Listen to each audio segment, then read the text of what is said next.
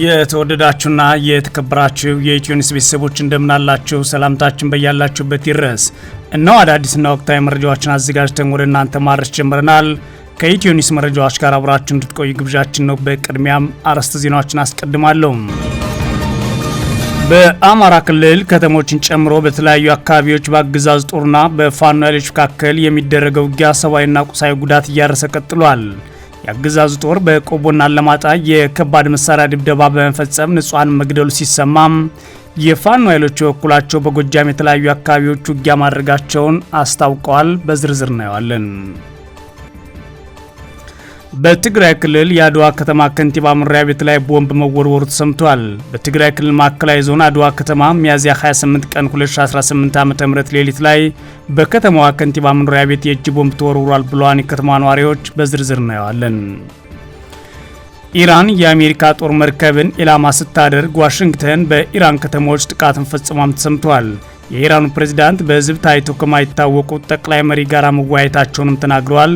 ይህንንም ዝርዝሩን ትሰሙታላችሁ። የተባበሩት መንግስታት ድርጅትና ዩናይትድ ኪንግደም በካርቱም አውሮፕላን ማረፊያ ላይ የተፈጸመውን የድሮን ጥቃት አወገዙም። በአሁኑ ሰዓት አየር መንገዱ በረራ ለመጀመሩም በሰብአዊ ድጋፎችና ሌሎች ዓለም አቀፍ እንቅስቃሴዎች ላይ ተጽዕኖ ያደርሳል ብለዋል። በዝርዝር የምናየው ነው። አብራችሁ ውስጥ ቆዩ። እነዚህና ሌሎች ትሰማላችሁ። መልካም ቆይታ ያውላችሁ። በአማራ ክልል ከተሞችን ጨምሮ የተለያዩ አካባቢዎች በአገዛዙ ጦርና ፋኖ ኃይሎች መካከል የሚደረገው ውጊያ ሰብአዊና ቁሳዊ ጉዳት እያደረሰ የቀጠለ ሲሆን የአገዛዙ ጦር በቆቦና አላማጣ የከባድ መሳሪያ ድብደባ በመፈጸም ንጹሃን መግደሉ ተሰምቷል። የፋኖ ኃይሎች በኩላቸው በጎጃም የተለያዩ አካባቢዎች ውጊያ መክፈታቸውን አስታውቀዋል። በክልሉ ሰሜን ወሎ ዞን ቆቦ ወረዳ በተደጋጋሚ ከፍተኛ ሰብአዊና ቁሳዊ ጉዳት ያስከተለ ውጊያ የሚደረግበት ቀጠና ሆኗል። በወረዳው የተለያዩ አካባቢዎች የአገዛዙ ጦር ተከታታይ የከባድ መሳሪያ ድብደባዎችን በመፈጸም በንጹሃን ሕይወትና ንብረት ላይ ጉዳት ማድረሱን ቀጥሏል ብለዋል። ሚያዝያ 28ና 29 2018 ዓ.ም በወረዳው የተለያዩ አካባቢዎች በተፈጸመ የከባድ መሳሪያ ጥቃቶች ንጹሃን መገደላቸውን የኢትዮኒስ የመረጃ ምንጮች ተናግረዋል። የብልጽግና አገዛዝ በራያ ቀጠና የፋኖ ኃይሎችና የትግራይ ኃይሎች ጥምረት ፈጥረዋል በሚል በተደጋጋሚ በአመራሮች ስብሰባ ላይ የተናገረ ሲሆን የከባድ መሳሪያ ድብደባውን የሚፈጽመው በጥምረት የሚመጡ ኃይሎችን ለመከላከል ነው የሚል ሰበብ እየሰጠ እንደሚገኝ ነው የቆቦ የመረጃ ምንጮች የተናገሩትም። በቀጠናው ከፋኖ ኃይሎች ጋር ባደረጋቸው ውጊያዎች ከፍተኛ ጉዳት ያስተናገደው የአገዛዝ ጦር ታዲያ ከርቀት በሚተኩሳቸው ከባድ መሳሪያዎች ንጹሃን የጉዳት ሰለባ ሆኗል ተብሏል። በዚህም ሚያዝያ 28 2018 ዓ.ም ቆቦ ወረዳ ጮቢ በር ሆኖ ወደ አለማጣ ወረዳ ኩቢ ቀርሳ አካባቢ በተተኮሰ ከባድ መሳሪያ ገነት ወንዳች የተባለች የ6 ዓመት ህፃን ሞነን ወዳጅ የተባለ የ12 ዓመት ታዳጊ ላይ ከባድ የአካል ጉዳት አርሷል ሲሉ የመረጃ ምንጮች ተናግረዋል። በተመሳሳይ ሚያዝያ 29 2018 ዓ.ም ቆቦ ወረዳ ጃሮት አዲሱ መንደር አካባቢ ላይ በተፈጸመ የከባድ መሳሪያ ድብደባ ዮሐንስ ሙለታ የተባለ የ13 ዓመት ታዳጊ ሲገደል ዳዊት ሙለታ የተባለ የ10 ዓመት ታዳጊ ደግሞ የአካል ጉዳት ደርሶበታል ነው ያሉት የመረጃ ምንጮቻችን።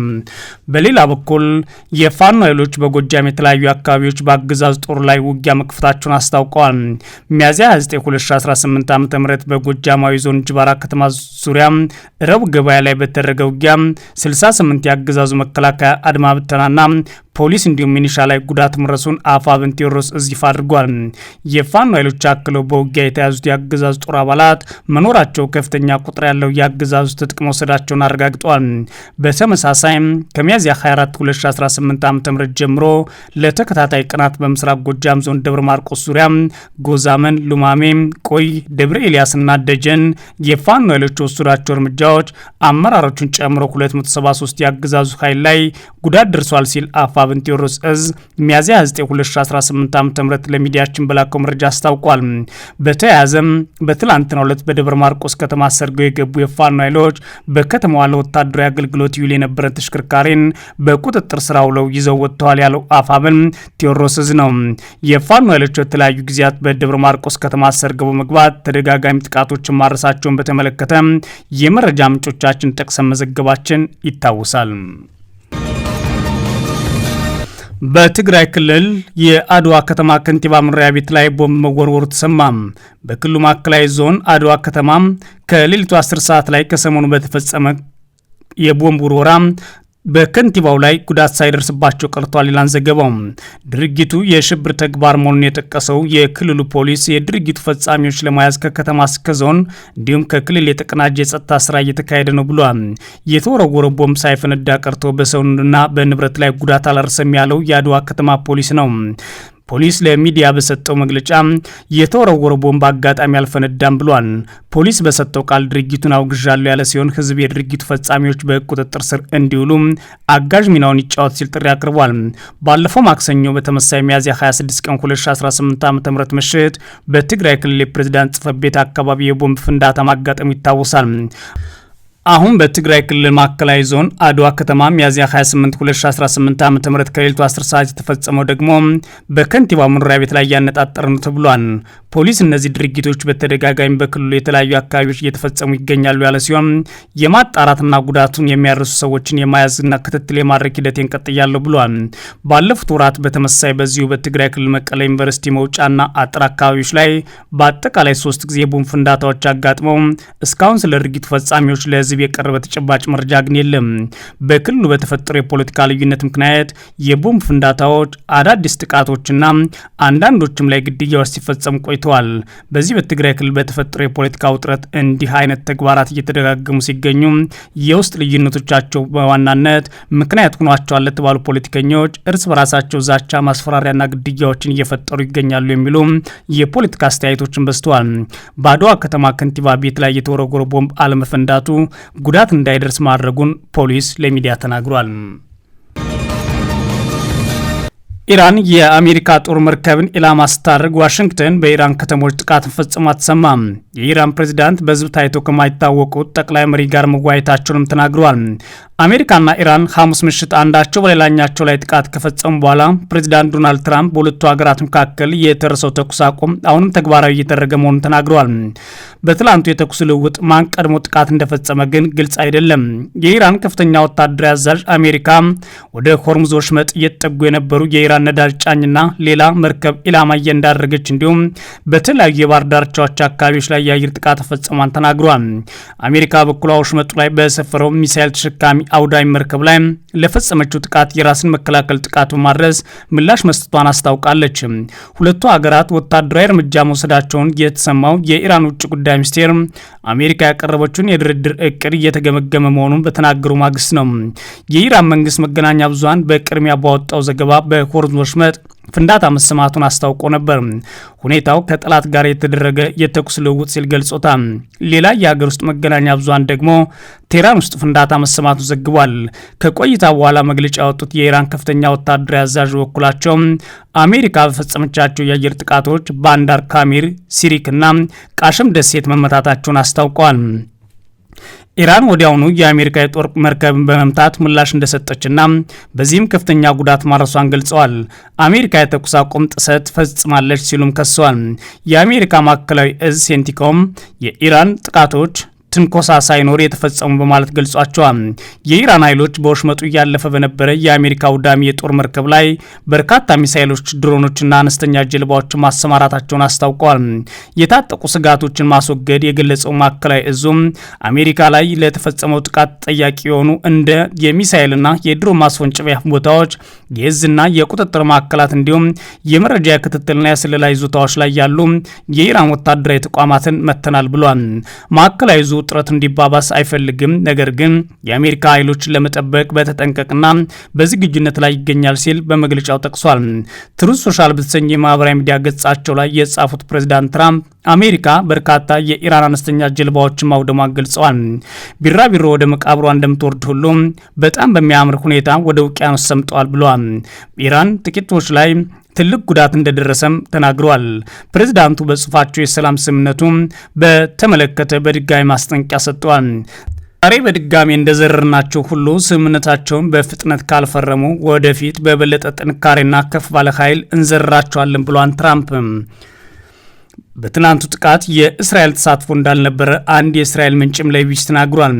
ይህ በእንዲህ እንዳለ የኢራኑ ፕሬዝዳንት በህዝብ ታይቶ ከማይታወቁት ጠቅላይ መሪ ጋር መወያየታቸውን ተናገሩ። የኢራን ፕሬዝዳንት ማሱድ ፔዜሽኪያን የኢራን ጠቅላይ መሪ ከሆኑት በኋላ የጽሁፍ መልእክት ከማስተላለፍ ውጭ እስካሁን በይፋ ያልታዩትን ሞጅታባ ካሚኒን አግኝተው መነጋገራቸውን ተናግረዋል። ፕሬዝዳንቱ ጠቅላይ መሪ ሞጅታባ ካሚኒ ለ2 ሰዓት ተኩል ያህል አግኝተው መወያየታቸውን ከመግለጽ ውጭ ጊዜውና ቦታውን ከማሳወቅ ተቆጥቧል። ፔዜሽኪያን ሙጅታባ ካሚኒ ጋር በነበራቸው ውይይት እርጋታና ብልህነት በኢራን እስላማዊ አብዮት ጠቅላይ መሪ ላይ መመልከታቸውን ገልጸዋል። እስራኤልና አሜሪካ በኢራን ላይ ጥቃት በከፈቱበት ዕለት የተገደሉት አባታቸውን በመተካት ከሳምንት በኋላ መንበሩን የተረከቡት ሙጅታባ ካሚኒ የኢራን እስላማዊ ሪፐብሊክ ከተመሰረተ በኋላ 3ኛው ጠቅላይ መሪ ናቸው። በአሜሪካና በእስራኤል ጥቃት አባታቸውና ሌሎች የቤተሰቦቻቸው አባላት የተገደሉባቸው አዲሱ የኢራን ጠቅላይ መሪ ሙጅታባ ካሚኒ በጥቃቱ ከባድ ጉዳት እንደደረሰባቸው ሲዘገብ ቆይቷል። እስካሁን ድረስ ጠቅላይ መሪው በይፋ ወጥተው ወይም በቴሌቪዥን ቀርበው ለህዝብ ያልታዩ ከመሆኑ በተጨማሪ ድምጻቸውም ተሰምቶ አያውቅም። በተለያዩ ጊዜያት የኢራን መገናኛ ብዙሃን የጠቅላይ መሪ ናቸው የተባሉ መልእክቶችን ግን በንባብ ያቀርባሉ። የኢራኑ ፕሬዝዳንት ፔዜሽኪያን ከጠቅላይ መሪው ጋር ለሰዓታት የዘለቀ ውይይት ማድረጋቸው ዛሬ ያስታወቁ ሲሆን ሙጅታባ ካሚኒ የእስላማዊ ሪፐብሊክ ጠቅላይ መሪነት ከተረከቡ በኋላ የተደረገውን የመጀመሪያው ግንኙነት ስለመሆኑ የታወቀ ነገር የለም በማለት ቢቢሲ ዘግቧል። የተባበሩት መንግስታት ድርጅትና ዩናይትድ ኪንግደም በካርቱም አውሮፕላን ማረፊያ ላይ የተፈጸመው የድሮን ጥቃት አወገዙ። አየር መንገዱ በረራውን አለመጀመሩም ዓለም አቀፍ እርዳታዎች ጨምሮ በርካታ ስራዎችን አስተጓጉሏል ብለዋል። በካርቱም ዓለም አቀፍ አውሮፕላን ማረፊያና በመዲናዋ የተለያዩ አካባቢዎች የተሰነዘረው የድሮን ጥቃት ተከትሎ የአየር በረራዎች መቋረጣቸውና ይህን ለሰብአዊ እርዳታ አቅርቦት ስራ ከፍተኛ እንቅፋት መፍጠሩን የተባበሩት መንግስታት ድርጅት ነው ያሳሰበው። የብልጽግና አገዛዝና አረብ ኤምሬት የተሳተፉበት የጥቃት መላው ዓለም አቀፍ ማህበረሰብ እያወገዘው ይገኛል። እንደ ሱዳን ትሪቡን ዘገባ የተባበሩት መንግስታት ድርጅት ዋና ጸሐፊ ቃል አቀባይ ስቴፈን ዱጃሪክ በኒውዮርክ ማክሰኞ ዕለት ለጋዜጠኞች በሰጡት መግለጫ የአውሮፕላን ማረፊያው ለሰብአዊ እርዳታ ተደራሽ እጅግ ወሳኝ ነበር ብለዋል። በተለይም የተመድ የስራ ቡድን በቅርብ ወደ ካርቱም መመለሱ ተከትሎ ለሰራተኞች እንቅስቃሴ በአውሮፕላን ማረፊያ ጠቃሚ መሆኑን ቃል አቀባይ ጠቁመዋል ይላል ዘገባው። በሱዳን የሚገኘው የብሪታንያ ኤምባሲ በኩሉ በተከሰተው ሁኔታ ከፍተኛ ስጋት እንዳደረሰበትና በኤክስ ገጹ ላይ ይህን በተመለከተ መልእክት ጋር አስተላልፏል። በሲቪል መሰረተ ልማቶችና በሰብአዊ እርዳታ መስመሮች ላይ የሚሰነዘሩ ጥቃቶች በአስቸኳይ ሊቆሙ እንደሚገባ ያሳሰበው ኤምባሲው እያንዳንዱ ጥቃት የንጹሃን ዜጎች ህይወት አደጋ ላይ ይጥላል ብሏል። ኤምባሲው አክሎም ተፋላሚ ወገኖች ለሰብአዊ ድጋፍ ሲሉ የተኩስ አቁም ስምምነት እንዲያደርጉና በሲቪል ለሚመራም የሀገሪቱ የወደፊት እጣ ፋንታ ቁርጠኝነታቸውን እንዲያሳዩ ጥሪ ማቅረቡን ዘገባው ጠቅሷል። የበረራዎች የተቋረጡት በመላ ሀገሪቱ የድሮን ውጊያ እየተባባሰ በመጣበት ወቅት ነው። ቃል አቀባይ ዱጃሪክ እንዳረጋገጡት ማክሰኞ ዕለት በብሉ ናይል ግዛት ኮስቲ ከተማ በሚገኙ የተለያዩ ቦታዎች ላይ የድሮን ጥቃቶች ተፈጽመዋል። ይህ በዚህ ሁኔታ አካባቢ የነዳጅ ማደያና ቦቲ መኪና ላይ ጥቃት በተሰነዘረ በ24 ሰዓታት ውስጥ የተፈጸመ ነው ተብሏል። ባለፈው ማክሰኞ ዕለት የድሮኖቹ በከተማዋ በሚገኙ በርካታ ቦታዎች በተለይም ሰዎች የሚበዙባቸው አካባቢዎች ላይ ባሉ 2 የነዳጅ ማደያዎች ላይ ጥቃት አድርሰዋል ያሉት ዱጃሪክ ጥቃቱ የሰው ህይወት እንዲጠፋና መሰረታዊ አገልግሎቶች እንዲቆሙ አድርጓል ብለዋል። ተመድ በሲቪል መሰረተ ልማቶች ላይ የሚፈጸሙ ጥቃቶችን በማውገዝ ተፋላሚ ወገኖች በዓለም አቀፍ የሰብአዊ መብት ህግ መሰረት ንጹሃንን እና ወታደራዊ ያልሆኑ ተቋማትን የመጠበቅ ግዴታ አለባቸው ብሏል። በተያዘው ሳምንት የሱዳን መንግስት በካርቱም ዓለም አቀፍ አውሮፕላን ማረፊያ ለተፈጸመው የድሮን ጥቃት የተባበሩት አረብ ኤምሬትና የብልጽግና አገዛዝ ኢትዮጵያን መክሰሱን ይታወሳል። የተወደዳችሁና የተከበራችሁ የኢትዮ ኒውስ ቤተሰቦች መረጃዎቻችን እነዚህ ነበሩ። መልካም ጊዜ እመኛለሁ።